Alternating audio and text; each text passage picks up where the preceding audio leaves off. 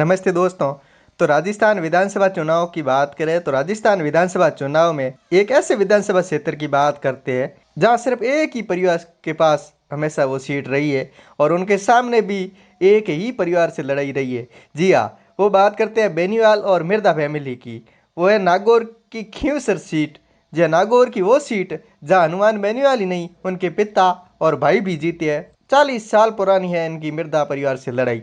बात करें नागौर की खींवसर विधानसभा सीट, भले ही 2008 में अस्तित्व में आई हो लेकिन इसका इतिहास उससे भी पुराना है। यह सीट पहले मुंडवा निर्वाचन क्षेत्र के नाम से जानी जाती थी। यहाँ से हनुमान बेनीवाल के पिता रामदेव जी बेनीवाल 2 बार जीत चुके हैं। इसके बाद इस सीट पर हनुमान बेनीवाल और फिर उनके भाई नारायण बेनीवाल ने जीत हासिल की। इस सीट पर पिछले 40 सालों से बेनीवाल वर्सेस मिर्जा की सियासी अदावत जारी है। इस सीट की खासियत देखा जाए तो इस सीट पर 2008 के विधानसभा चुनाव से पहले यह सीट मुंडवा विधानसभा सीट के तौर पर जानी जाती थी। हालांकि परिसीमन के बाद इस सीट के समीकरण भी बदल गई। मुंडवा विधानसभा सीट पर हनुमान बेनीवाल के पिता रामदेव जी बेनीवाल पारंपरिक भी सीट भी रही है। इस सीट से रामदेव बेनीवाल ने भी 2 बार जीत हासिल की, जबकि एक बार हरेंद्र मिर्जा और 3 बार हबीबुर रहमान और एक बार उषा पूनिया ने जीत हासिल की। खासकर बेनीवाल परिवार की यह पारंपरिक सीट रही है। इससे भी दिलचस्प बात यह है कि भाजपा के टिकट पर चुनाव लड़कर जीते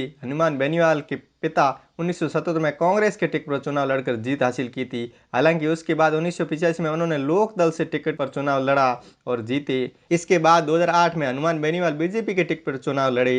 फिर 2013 में निर्दलीय चुनाव लड़े और 2018 में अपनी पार्टी आरएलपी को चुनावी मैदान में उतरे। 2019 में उपचुनाव हुए और बेनीवाल के भाई नारायण बेनीवाल ने जीत हासिल की। इस सीट पर जातीय समीकरण को देखा जाए, पहले मुंडवा और बाद में खींवसर के रूप में जाने वाली इस सीट पर शुरू से ही जाट समाज का दबदबा रहा है। इसके अलावा यहाँ बड़ी संख्या में दलित मतदाता भी है। ऐसे में चुनाव में जीत और हार की एक अहम भूमिका दलित मतदाताओं की भी होती है। उसके बाद बात करें मिर्जा वर्सेस बेनीवाल कैसे लड़ाई रही है। यहाँ पर बेनीवाल और मिर्जा की लड़ाई 40 साल पुरानी है। 1980 में हनुमान बेनीवाल के पिता रामदेव बेनीवाल को हरेंद्र मिर्जा ने हराया था, जबकि 1985 में रामदेव बेनीवाल ने हरेंद्र मिर्जा को वापिस हराया। वहीं रामदेव के बेटे नारायण बेनीवाल से हरेंद्र मिर्जा को एक बार वापिस हारना पड़ा था।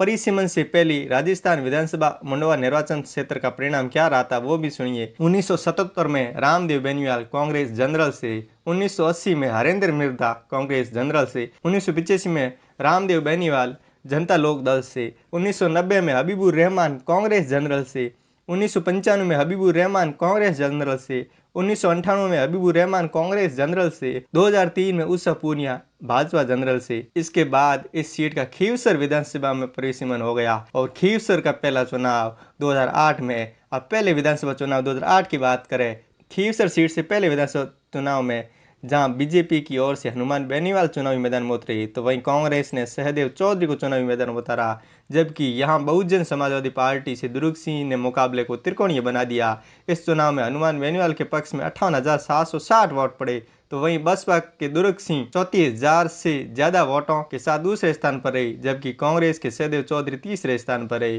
फिर दूसरा विधानसभा चुनाव 2013 की बात करें, 2013 का विधानसभा चुनाव चतुष्कोणीय रहा। 2013 में भाजपा ने हनुमान बेनीवाल को पार्टी से निष्कासित कर दिया था तो हनुमान बेनीवाल ने निर्दलीय ताल ठोक दी थी, जबकि बीएसपी की ओर से दुर्ग सिंह चुनावी मैदान में उतरे तो वहीं भाजपा ने भागीरथ और कांग्रेस ने राजेंद्र को टिकट दिया। इस चुनाव में प्रदेश के दोनों मुख्य पार्टियां पहले व दूसरे स्थान में भी जगह नहीं बना पाई और हनुमान बेनीवाल की जीत हुई। बेनीवाल के पक्ष में 65,399 वोट पड़े तो वहीं दूसरे स्थान पर रही बसपा के दुर्ग सिंह को 42,379 वोट मिले, जबकि तीसरे स्थान पर भाजपा और चौथे पर कांग्रेस रही। फिर तीसरा विधानसभा चुनाव 2018 की बात करें तो 2018 के विधानसभा चुनाव आते आते हनुमान बेनीवाल ने राष्ट्रीय लोकतांत्रिक पार्टी की स्थापना कर दी। बेनीवाल ने अपनी पार्टी से ही खींवसर से चुनाव लड़ा, जबकि कांग्रेस की ओर से सवाई सिंह चौधरी ने चुनावी ताल ठोकी। वहीं बीजेपी ने रामचंद्र को चुनावी मैदान में उतारा। इस चुनाव में एक बार फिर हनुमान बेनीवाल की जीत हुई, उन्हें 83,000 वोट मिले तो वहीं उनके सबसे करीबी प्रतिद्वंदी कांग्रेस के सवाई सिंह चौधरी को 67,000 वोटों के साथ दूसरे स्थान पर रही, जबकि बीजेपी तीसरे स्थान पर खिसक गई। फिर 2019 के उपचुनाव में 2018 में हनुमान बेनीवाल ने इस सीट से जीत दर्ज की। हालांकि बाद में बेनीवाल ने नागौर सीट से लोकसभा चुनाव लड़ा और जीत हासिल की।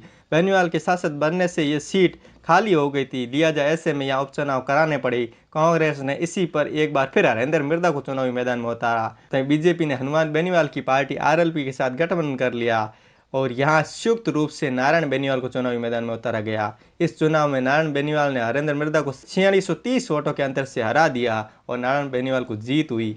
नारायण बेनीवाल के पक्ष में 49% से ज्यादा मतदाताओं ने मतदान किया, जबकि हरेंद्र मिर्दा को 46% मतदाताओं का साथ मिला। ये तो था खींवसर विधानसभा का इतिहास। अब बात करते हैं आगामी चुनाव 2023 विधानसभा की। तो 23 में एक बार फिर राष्ट्रीय लोकतांत्रिक पार्टी और कांग्रेस और बीजेपी का मुकाबला रहेगा। ऐसे में इस बार कौन किस पे भारी पड़ेगा, क्योंकि इस बार हरेंद्र मिर्दा कांग्रेस पार्टी में और ज्योति मिर्दा इस बार बीजेपी ज्वाइन कर चुके हैं और सवाई सिंह भी बीजेपी में जा चुके हैं। इस बार मिर्दा फैमिली और सवाई सिंह मिलकर क्या इतिहास बदलेंगे। और हरेंद्र मिर्दा भी अपने भाषण में कह चुके हैं कि मैं मेरी बेटी यानी ज्योति मिर्दा का प्रचार करूंगा, मेरे लिए कोई पार्टी मायने नहीं रखती है, मैं अपनी पार्टी से हटकर मेरे परिवार का साथ दूंगा। ऐसे में सब हनुमान बेनीवाल के पीछे पड़े हुए हैं, तो क्या हनुमान बेनीवाल को हरा पाएंगे, ये तो आने वाला समय बताएगा, क्योंकि सर्वे के मुताबिक ये एक बार फिर हनुमान बेनीवाल के पक्ष में जाती हुई सीट दिख रही है और वास्तविक तो 3 दिसंबर को ही पता चलेगा किसके खाते में सीट जाएगी।